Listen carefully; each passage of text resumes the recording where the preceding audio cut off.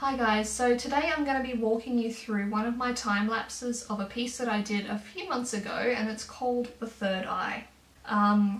Apologies in advance if you see me looking down. I've got the screen in front of me so I can watch it and just sort of talk about certain points. But yeah, so let's give it a go. So initially I started off with the KPK-Berinsky formula. It's a very well structured formula and it just gives you more options to play with.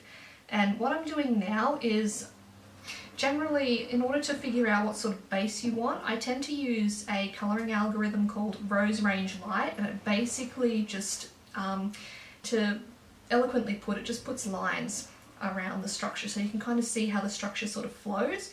I wasn't really feeling any of that, so I decided to go with a different one that had a lot more options to play with, and I believe that one was Orbit Traps.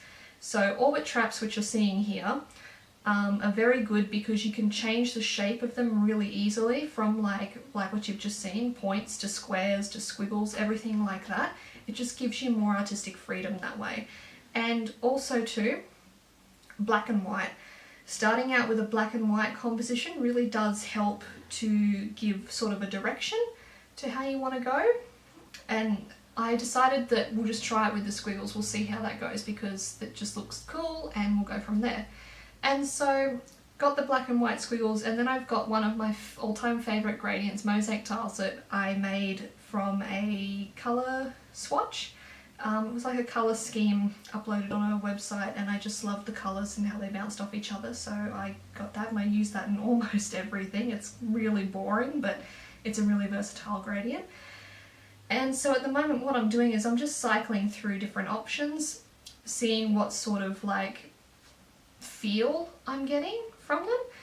And yeah, at this point, so I've pretty much set on a colour scheme and I've already got the lines going and everything that I want. So now it's just a point upon, like building upon that, so to speak.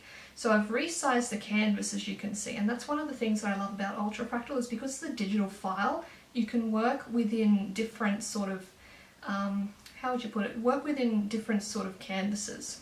That's the best thing that I can relate it to. So you find that if you work within a square, sometimes it gets really restrictive, or if you work within a rectangle, you can't really feel it.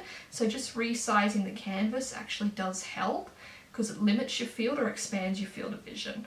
So doing that does help me a lot when I'm deciding on a composition. So at this point, moving on to like further the structure with it, I've gone back to visit the sort of options that you can get, and I found one that works really, really well, and it's just given it like these outlines to certain squares.